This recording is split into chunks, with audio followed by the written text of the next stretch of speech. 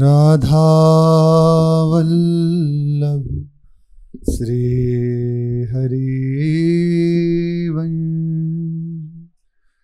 सत्प्रेम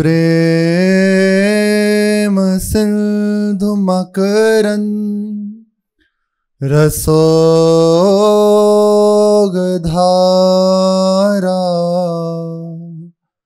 सारा नज श्रमभिता स्रवदाश्रितेषु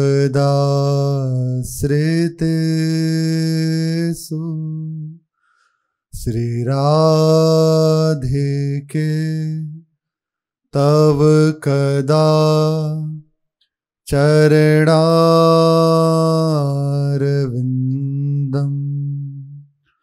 गोविंद जीवन धनम शिरसा वहामि गोविंद जीवन धनम शिरसा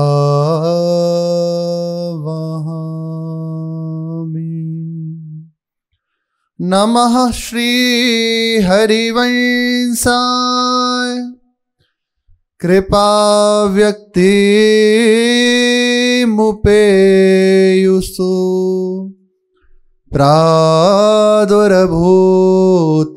यदा सेन्दो राधारस सुधा निधि प्रादुर्भूतो यदा सिंधु राधारस सुधा निधि श्री राधा वल्लभ लाल की जय। महाप्रभु श्री हरिवंश चंद्रजू महाराज की जय। श्री महाप्रभु हरिवंश चंद्रजू महाराज की कृपा से श्री स्वामी नरसिंहाश्रम जी को अद्भुत प्रेम में श्रीमद् राधा रस सुधा निधि जी का श्रवण और उनकी कृपा से अनुभव प्राप्त हुआ। आप महाप्रभु के चरणों में प्रणाम करके उनकी वंदना करके फिर से विहरण के लिए विचरण करने के लिए निकल पड़े। इधर श्री महाप्रभु जी को 6 महीने से ज्यादा हो गए श्री व्रजधाम में रहते हुए। अब व्यास जी के मन में आई बात कि अब हमें चलना चाहिए, बहुत समय हो चुका है। ब्रजधरु को दिन कियो निवास, हरिजन प्रेमी रहे जुपास।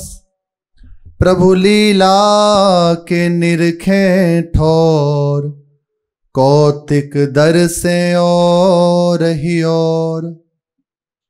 ब्रज जन साधु विप्र सन्माने, प्रभु पद अंकित थल पहचाने।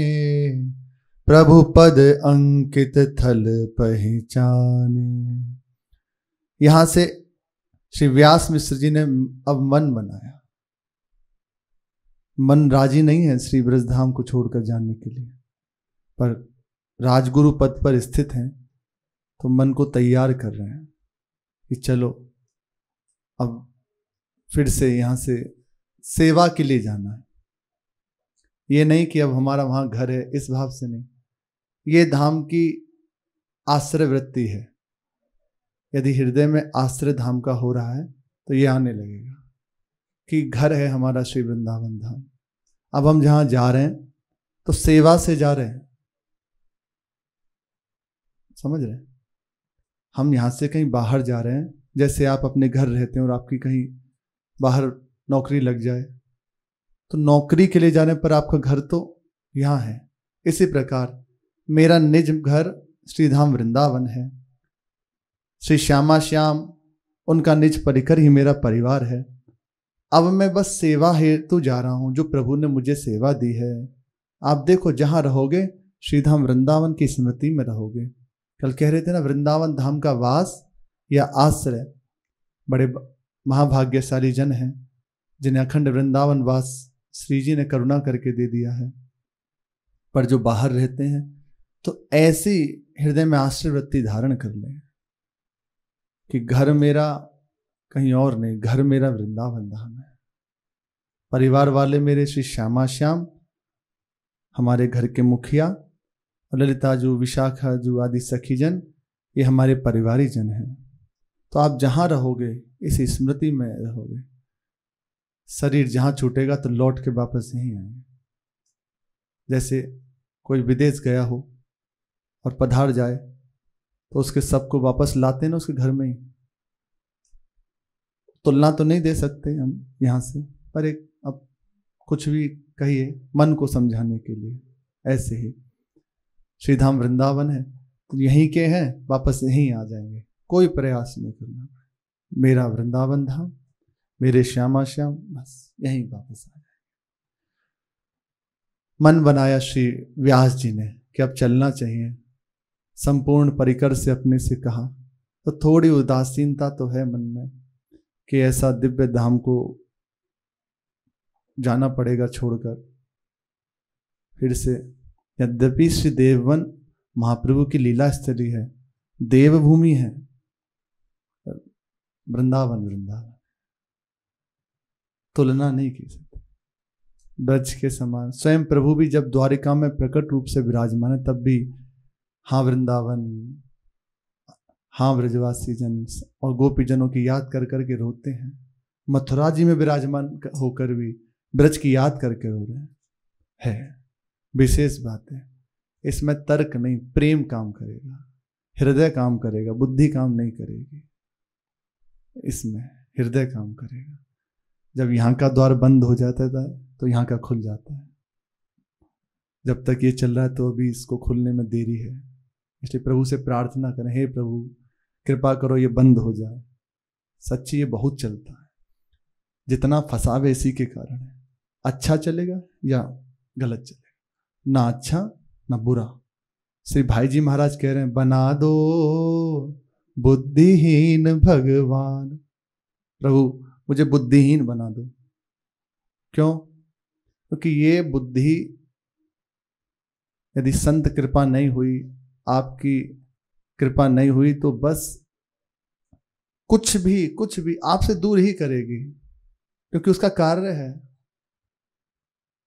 प्रभु से युक्त नहीं है ना, तब तक ये यही करती है, विमुखी करती है। आप देखो नाम जप कर रहे हैं, अब अंदर चल रहा है, वो अपना कार्य कर रही है, ऐसे से ऐसा, ऐसे से ऐसा। अरे जब जान लिया कुछ नहीं करना, बस रात दिन नाम जप करना है, लीलाओं का गायन करना है, श्रवण करना है, बस संतों के सामने झुक के रहना है, सेवा करनी है, प्रभु के पास जाना है। अब क्या विचार करना, अमुक ऐसा या ऐसा, क्या? प्रभु नहीं मानती। इसलिए ठाकुर जी से प्रार्थना भाई जी कर रहे हैं कि हमें बुद्धिहीन बना दो। तर्क शक्ति सारी ही हर लो, करो सरलता दान। ये तर्क शक्ति हर लो। गुरुजनों की बात में भी तर्क हो जाता है। पहले तो महाराज जी ने ये कहा था, आज ये कह रहे हैं, ये कह रहे हैं, तो इसका ये भाव क्यों है? तो बुद्धि बची हुई है। अब देखो, भले आप सुलझने के लिए ही, जानने के लिए ही करो, पर चल तो रही है ना। कुछ नहीं, जैसा कह दिया वैसा सुन लो, बस।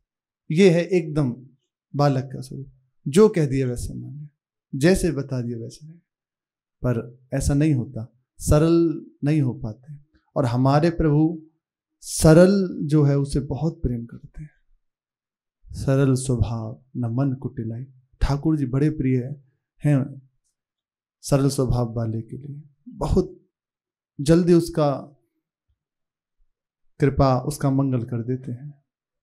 जिसका हृदय सरल है, कोई कपट ही नहीं, कहीं बुद्धि लगाने की जरूरत ही नहीं। जैसा कह दी वैसे मन, बैठ जाओ, बैठे, हट जाओ, हट कहीं।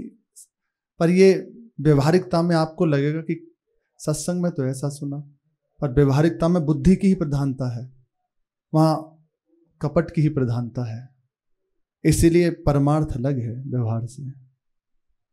हमने एक महापुरुष से सुना, वे कह रहे थे कि आप जो भी प्रातःकाल से संध्या तक सेवा करते हैं ठीक है, पर एक बात हमारी मान लीजिए, जिस समय अपने भजन के लिए जाओ, जो आपका नियम है, तो उस समय एक बार विचार करें कि सृष्टि में कोई है नहीं, सब मर गए। महापुरुषों की युक्ति है भजन के लिए, सब मर गए, कोई बचा ही नहीं, बस प्रभु और उनका चिंतन करने बैठो। फिर देखो विक्षेप कहां से आता है, आएगा ही नहीं। पर ऐसा नहीं होता, सबसे ज्यादा चिंतन उसी समय होता है। आज क्या खाया था, कल क्या खाएंगे, यही उसी समय। ऐसा क्यों बोला, वो क्या हुआ। एक होता है भजन करते हुए विक्षेप आना, और प्राय साधक के अंदर होना चाहिए कि उससे बचे, पर उसमें बह जाता है।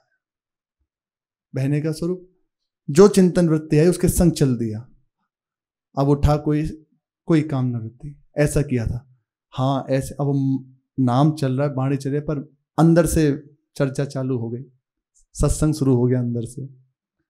ये है, इससे बचना जरूरी है, नाम में रहना जरूरी है। राधा राधा राधा। अब जो आ रहा है उस पर ध्यान मत दीजिए, वो आएगा। जैसे आप यहां बैठे हैं और परिक्रमा मार्ग में कुछ हो रहा है, आपको क्या मतलब, ऐसे है। प्राय परेशान जब हम होते हैं तो आप देखना यही स्थिति होती है, मन नहीं लगता, कई पद निकल जाते हैं, चतुरासी जी के अब कहाँ पहुंच गए पता नहीं। तो वो कारण ये है कि जो वृत्ति आई वो बस हमें साथ ले गई। जैसे आप यहां विराजमान हो, कोई रास्ते से जाए और आपसे पूछे अमुक रास्ता कहाँ है, तो बता दिया और छोड़ दिया, ये नहीं कि उसका हाथ पकड़ा और उसे पहुंचाने गए।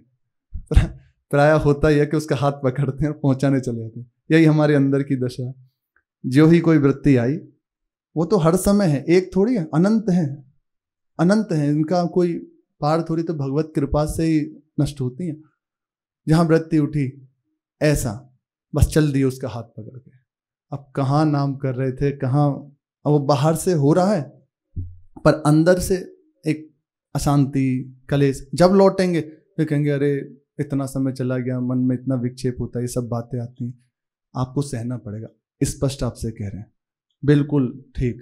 भगवत कृपा है, उसका आश्रय लीजिए और उसको सहिए, उनको जाने दीजिए, तटस्थ होना सीखिए। जैसे हम बैठे हैं, आप सामने बैठे हैं, तो आपको हम जैसे देख रहे हैं ऐसे आना पड़ेगा। अभी आप क्या कर रहे हैं, हमें क्या मतलब।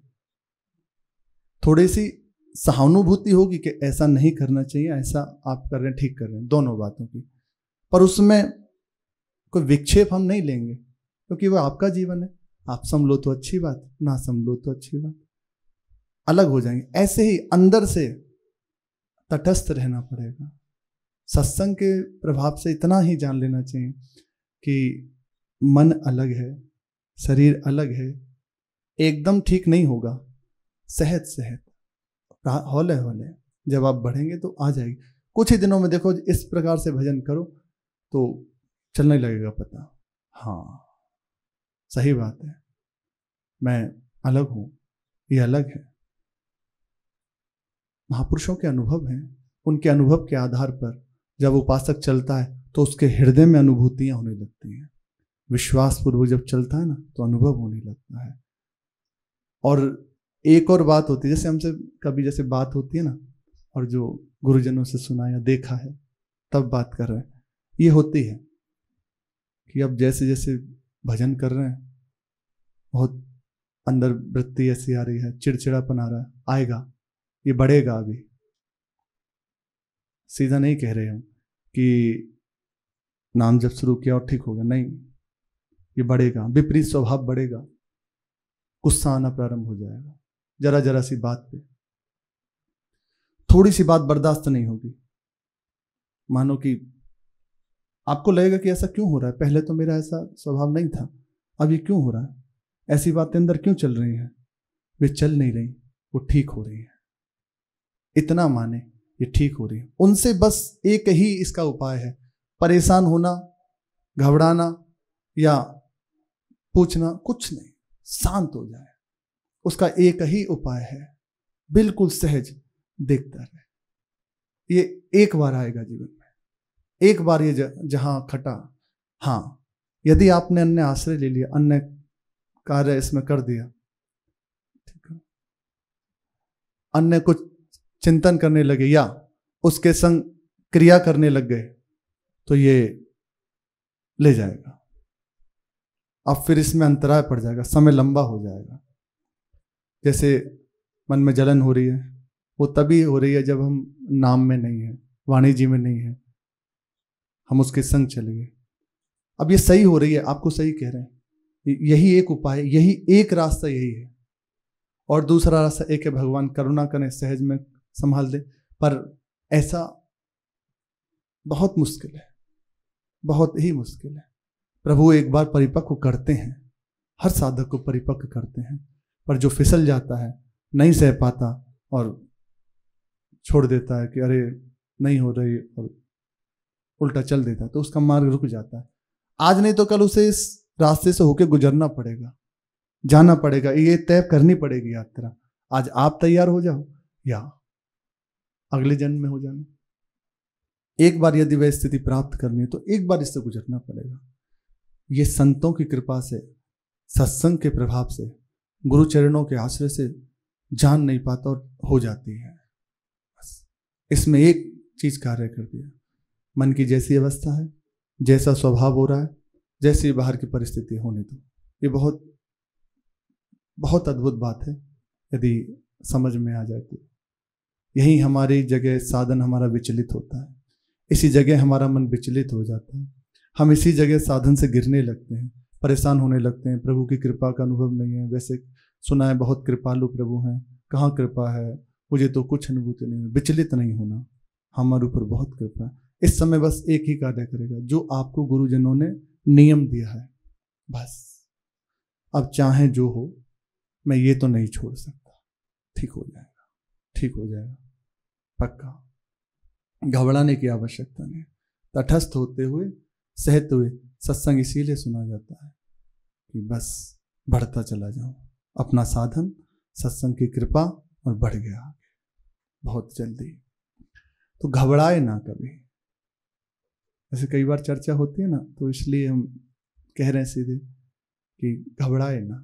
ये आता है, निश्चित आता है, और ये आपको परिपक्व करने के लिए आ रहा है, हमें बढ़ाने के लिए आ रहा है। ये हमारे मार्ग में कहीं रोड़ा थोड़ी है। अरे विचार करो, श्री गोस्वामी जी कह रहे हैं, करहूं सदा तिनकी रखवारी, जिमी बालक राखे महतारी। फिर हमारे जीवन में ऐसी बात क्यों आ रही है? जिन प्रभु के लिए कहा जाता है सक्र दे प्रपन्नाय तवासमीति चयाचते, अभयम सर्वभूतेभ्यो ददाते तद्व्रतम मम। मेरा व्रत है, एक बार जो मेरे आश्रित हो जाए तो चराचर से उसे अभय प्रदान कर देता हूं, किसी की ताकत नहीं उसकी ओर दृष्टि उठाकर देख सके। फिर हमारे हृदय में ऐसी बात क्यों हो रही? क्योंकि हमारे प्रभु हमें परिपक्व करना चाहते हैं।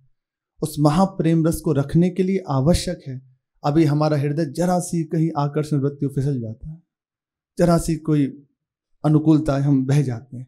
इससे उठाने के लिए ना सुख ना दुख, ना मान ना अपमान, ना निंदा ना स्तुति, हर स्थिति में समान भाव बढ़ गया। ऐसे उपासक के हृदय में ये महाअद्भुत रस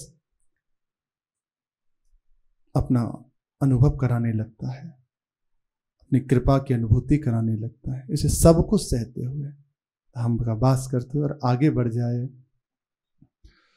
ब्रजधरु को दिन कियो निवास, हरिजन प्रेमी रहे जो पास, प्रभु लीला के निरखें ठोर, कौतिक दर से और ही और। श्री व्यास मिश्र जी ने परिकर के संग मन बनाया कि अब चलते हैं। तो श्री महाप्रभु जी बाल रूप में हैं, तारा रानी जी के अंक में विराजमान हैं। यहां से आप भगवत प्रेमी महात्माओं के संग वृंदावन धाम व्रत 84 को उसका पुनः जब वापस जा रहे हैं तो ठोर ठोर का दर्शन करते हुए फिर से गए हैं। ब्रजजन साधु विप्र सन्माने, प्रभु पद अंकित थल पहचाने। साधु संत ब्रजवासी ब्राह्मण जन सब संग हैं, और श्री 84 कोस ब्रजमंडल धाम का जो मुख्य स्थलियां हैं उनका दर्शन कराया है। और आप यहाँ से देववन की ओर बढ़ रहे हैं। ब्रजधर मध्य बसे 60 मास, 12 वन कियो जहाँ तहाँ बास। बहुत भांति ब्रज को सुख लियो, देवन चलिवे को मन कियो। ब्रज वृंदावन तरुवर सरवर, चले ध्यान चिंतत और अंतर। रथ जु पाल की डोला चले, है गए संग सिंगारे भले। ब्रज की भूमि में खूब दान देते हुए ब्रजवासियों को, ब्राह्मणों को, संतों को, सबका सम्मान करते हुए, सबकी वंदना करते हुए, सबकी कृपा मनाते हुए कि मुझे भी अखंड वृंदावन वास मिले, मैं भी यहाँ सदा सदा के लिए बस जाऊं। दिव्य लीलाओं का दर्शन करते हुए और ब्रज रस का आस्वादन करते हुए, स्वयं रसदाता साथ हैं, आस्वादन करते हुए रथ, पालकी, डोला, हाथी, घोड़े, सेना सजाकर ब्रज की शोभा का दर्शन और उन्हीं शोभा का चिंतन करते हुए आप देववन की ओर बढ़ रहे हैं। चिंतन जब आसक्ति होने लगती है तो बिना प्रयास के चिंतन होता है। बहुत सुंदर स्थल है, तो आप देखना वही चिंतन चलने लगे, मन एक शांत और उसमें तल्लीन हो रहा है। सब परिवार देववन की ओर चले। चिंतन श्री वृंदावन धाम का, 84 कोस ब्रजमंडल का जो मुख्य मुख्य स्थलियों का दर्शन किया है, सबका करते हुए चल रहे हैं। ब्रज अवनी 60 मास रहे, थल दिव्य निहारे। सुख पूरित द्विजराज, बहुरी देवन पगधारे। 6 महीने ब्रजवास करके और श्री व्यास मिश्र जी अपने लाडले श्री हरिवंश महाप्रभु के साथ देववन पहुंचे। महाप्रभु के पहुंचने से पहले ही देववन में सूचना पहुंच गई कि श्री व्यास मिश्र जी सब परिकर पधार रहे हैं और ब्रज में उनके अलौकिक बालक का जन्म हुआ है। श्री नरसिंह आश्रम स्वामी जी की कृपा से दिव्य बालक का उनके यहाँ जन्म हुआ है। तो बड़ा कौतूहल सबके हृदय में है, बड़ा उत्साह सबके हृदय में है।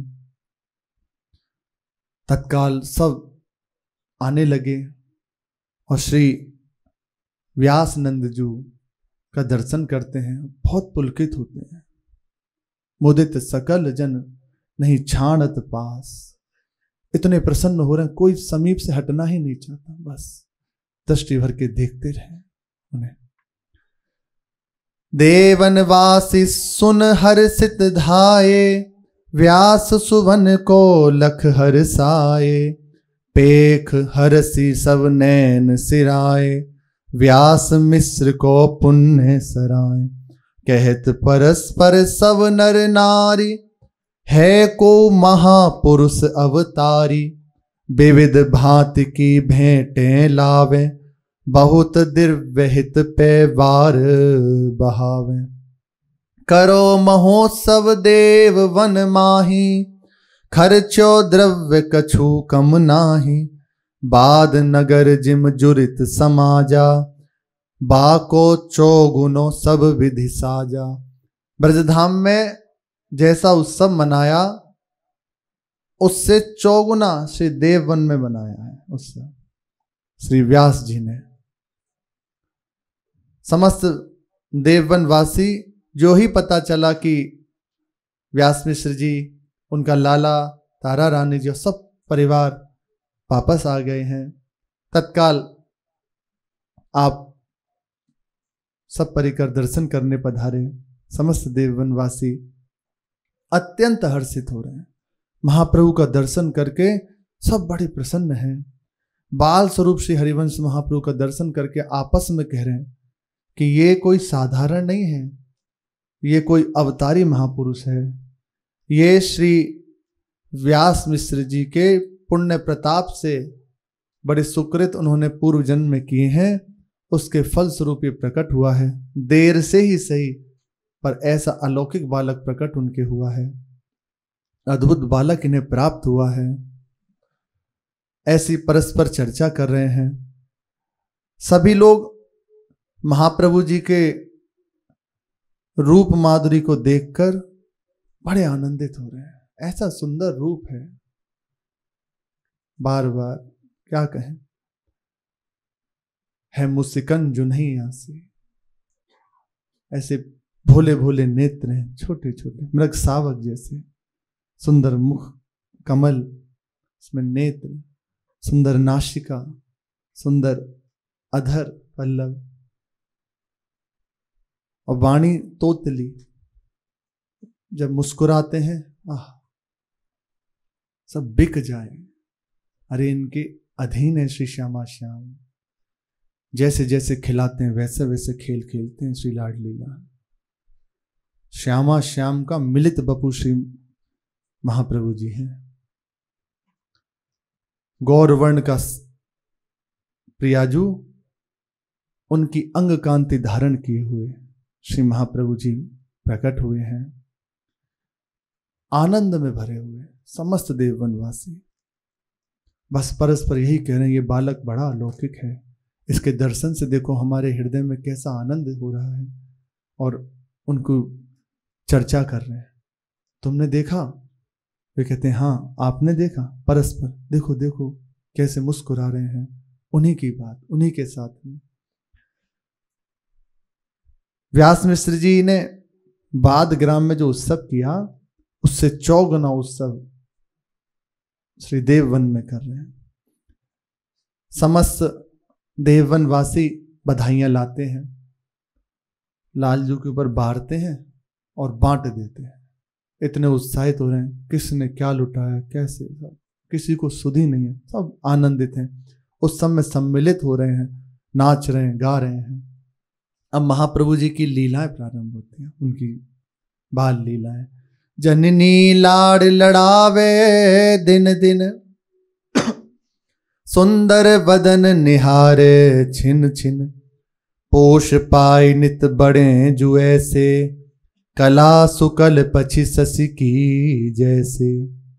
व्यास मिश्र जी तारा रानी जी गोद में लिए हुए उनको दुलार करते हैं। श्री तारा रानी जी तो महाप्रभु को गोद से उतारती नहीं, हर समय बस दुलार करती रहती हैं, बार बार हृदय से लगाते हैं, बार बार उनका मुख कमल देखते हैं। अब ऐसी अद्भुत वस्तु मिली है, जी नहीं सकते जब तक हृदय में ये, अरे ये तो साक्षात इनको प्राप्त है। जिनके हृदय में ये लालसा जागृत हो जाती है ना, मुझे भगवत साक्षात्कार करना है, तो जी नहीं सकता, नहीं जी सकता। ब्रह्मादिक के भोग सब विषसम लागत ताहि, अभी प्राप्ति नहीं हुई, विषसम लागत ताहि, नारायण व्रत चंद की लगन लगी है जाए। भूल्यो हसीवो खेलिवो, खान पान बहु बात, नारायण वह रूप में मगन रहते दिन रात। ये स्थिति हो जाती है। बस एक हृदय में प्रबल आशा, प्रबल विरह की आग, कब भर नेत्र देखूंगा। इस आशा में यदि अंतर हो जाए ना तो प्राण छूट जाए।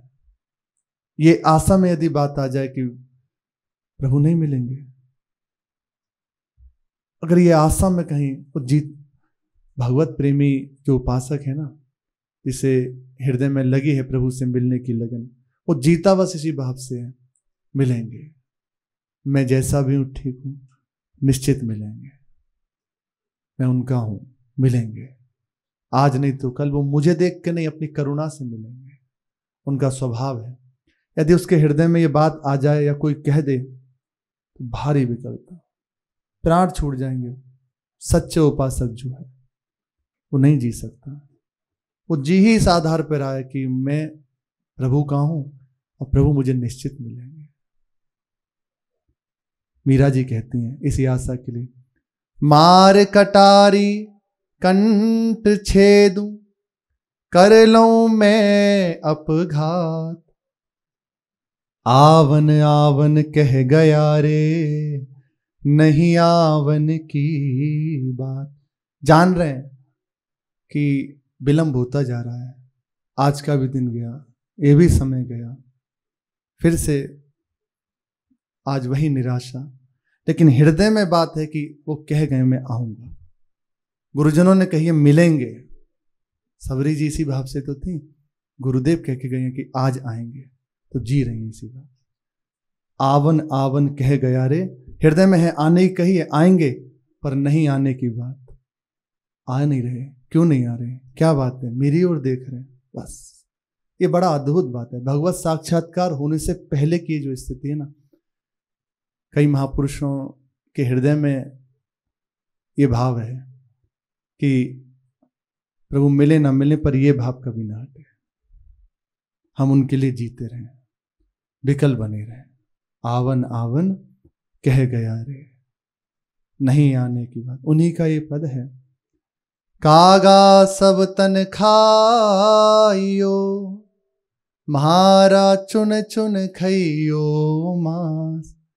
ये दो नैना मत खाइयो रे, इन्हें पिया मिलन की आस। इन दो नेत्रों को छोड़ देना तो अंग अंग पाले, अपना आहार बना ले, बस मेरे नेत्रों को छोड़ देना, क्योंकि इन्हें उनसे मिलने की आशा है, उनको भर नेत्र देखना चाहते हैं। बस ये उपासक का जीवन है। और फिर इनके तो अंक में विराजमान है, दूर कैसे रखें, फणी मणि की भांति हर समय लिए रहते हैं। शेष चर्चा आगे। श्री राधा वल्लभ लाल की जय।